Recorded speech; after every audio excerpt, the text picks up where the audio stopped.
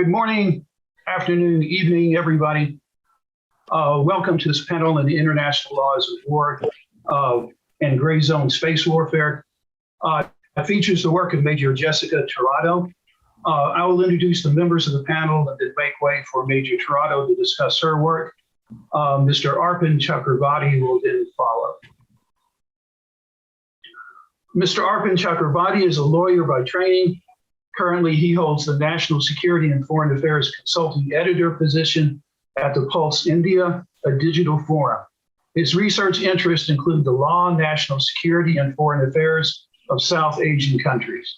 Previously, he has worked in important government offices and think tanks, including the Ministry of External Affairs of India, the Center for Land Warfare Studies, the Commonwealth Human Rights Initiative, and the Observer Research Foundation. He is multilingual and passionate about furthering the scholarship of legal aspects of international security. Mr. Chakravarti? Am I audible? So good morning and good evening to everyone. I'm Arpan Chakravarti from India, and let me first congratulate Major Tirado for this wonderful paper, as it has hit all the right points, and it is also forward thinking in today's time. Moreover, I do also understand that this particular paper, even in India, we do share the same affinity of security concerns, especially which are rising from China.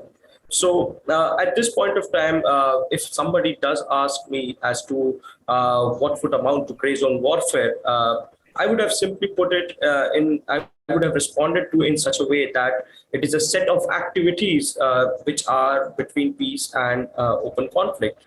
Well, it has been practiced through all the ages, but at this point of time, the usage of technology specifically is creating a lot of issues, because at this point it avoids clear categorization, attribution, most over detection, and increases the deniability function, which are one of the most important tenets of international humanitarian law, which we look into, right? So the whole purpose of this gray zone warfare, it specifically aims to destabilize or weaken the ability of the state to respond. And that is something which I thought that something which could be added in the paper. And whether it is the Kremlin's little green man, or who suddenly seized Crimea, or China's coercive use of economics through the Belt and Road Initiative, or the disinformation campaign that is continuously being run by Turkey in India specifically, and the proxy wars that we see from Pakistan as well in the Union Territory of Kashmir. And the most importantly is the usage, and the term which is growing very fast at this point of time is the lawfare on smaller countries like Sri Lanka, like Solomon Islands at this point of time we saw. So what we see is that there is something which United States as well as India could actually work in cooperation with each other on specific matters like these, because specifically at this point of time, India is in that South Asian area, which has been surrounded by China and Pakistan respectively, who specialize in these kind of gray zone warfares. So therefore, it becomes very important for us to understand as to what are the characteristics of these kind of attacks, and in my humble opinion, I do believe that I had listed down some 5 to 6 points, which specifically what we can say is it can be included as gray zone warfare. It's only for suggestion. Is that it remains beyond the threshold of the military response, and it specifically works on the attribution violation of international law. Secondly, I do believe that it unfolds gradually over time. It does not happen involving a bold or all-out move, but it is an objective step-by-step in different steps. The third, I believe, is that its aim is to disguise specifically. And when its aim is to disguise, it also comes with an extent of deniability clauses as well, such as the usage of disinformation and the cyber attacks that we are seeing. And the fourth point that we are continuously seeing in the South China Sea area as well, is that there has been extensive legal and political justification which have been proven, and they're often been claimed they have been often been proved as historical claims and supported by documentation. So these are certain things which we have to look into if we are working into gray zone warfare. Now, when we look into through the lens of international humanitarian law, the UN Charter specifically prohibits aggression. And Article 2, Subclause 4 of these charters specifically says that all members shall refrain in their international relations from the threat of war or the usage of force against territorial integrity or political independence of any state or any other matter which are consistent to the purpose of United States. And one of the most important points which was being brought out by Major Tirado in the paper was, which I really appreciate, is that there is no civilian population in a space.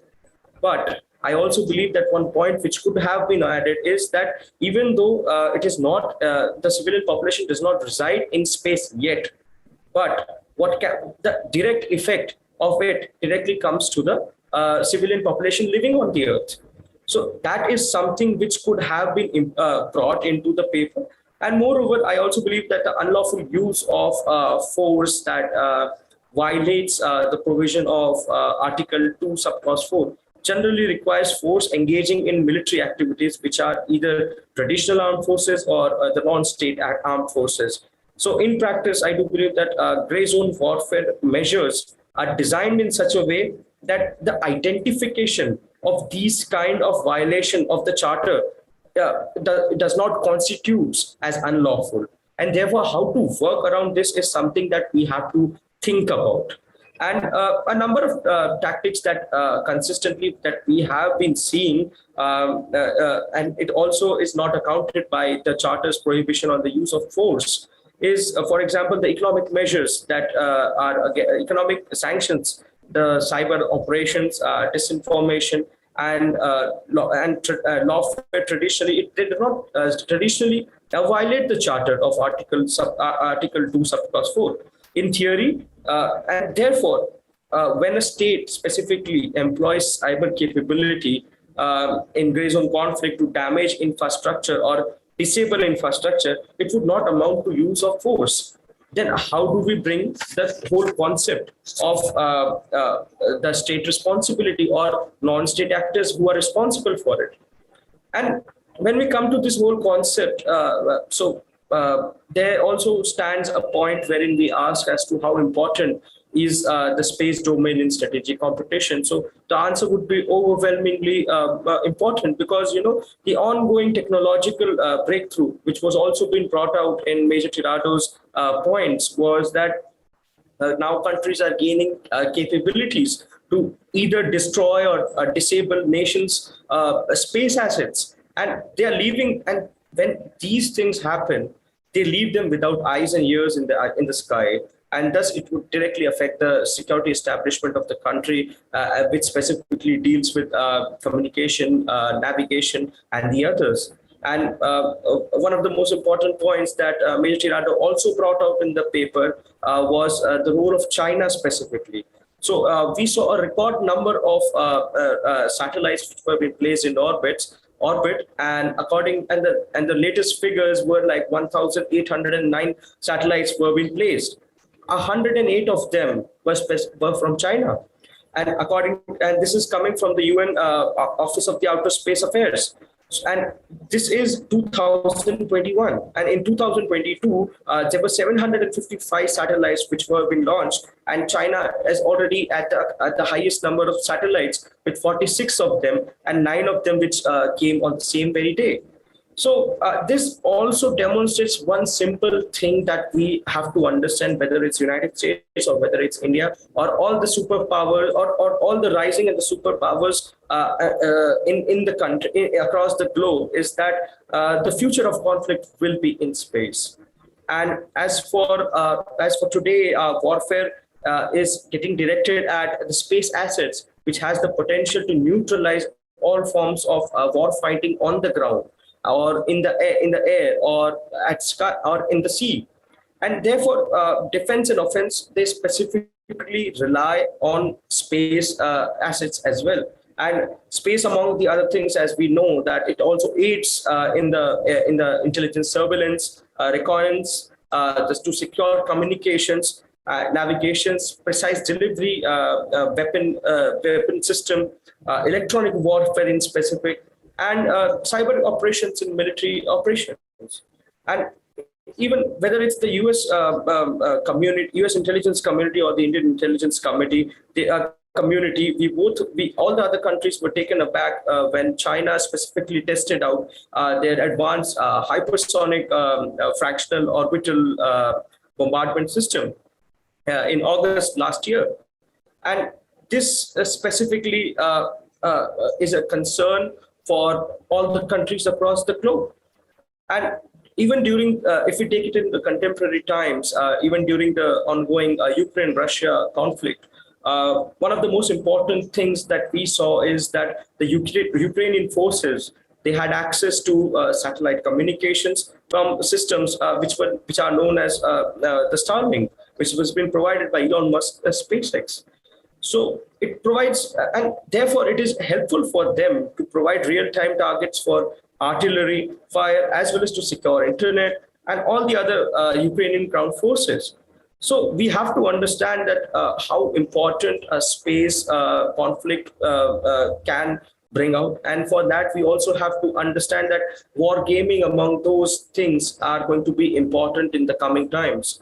And when we come to this whole particular understanding of the Outer Space Treaty of 1967, which was been facilitated by the United States, by the United Nations, and 102 signatories were there at that point of time. So it contains no specific generals. It is specifically, it is just explicit prohibition on militarizing space, with the exception on weapons of mass destruction, and which includes the nuclear weapons. But to clarify, warfighting missiles such as ICBM, they can travel through space, but the warfare in space and from space is prohibited. So despite this 1967 treaty, there are clearly emerging trends, and this treaty we have to revise and re-involve. And one of the research that I had conducted when I was part of the Observer Research Foundation was also on the commercialization aspect, as how China is using their own state factors to to start their own private institutions, private companies. And through their blessings only, they have been able to increase the number of space launches across the country. So therefore, it is a very important imperative at this point of time that we are staring at. And we have to quite understand this thing very clearly, that without cooperation, we won't be able to make sure that countries can survive. Because, you know, we believe the country like India, the democratic countries, they believe in this whole concept and the notions of international order, or all of these.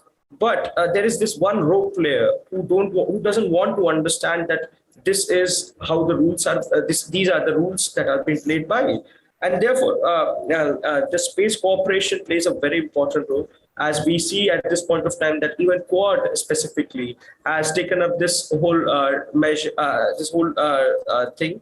And moreover, even in this year in India and United States, we signed a space cooperation agreement, wherein we signed on the situational space awareness programs and agreements. So therefore, recognizing that, we have to recognize that how critical it is for international corporations to play in the long term, and to understand that the safety of outer space environment is very important.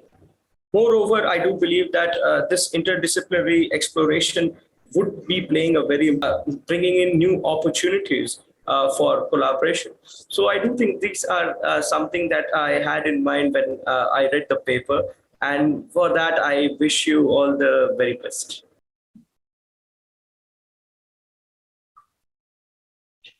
Mr. Chakravarty, do you have anything else? No, I don't think so.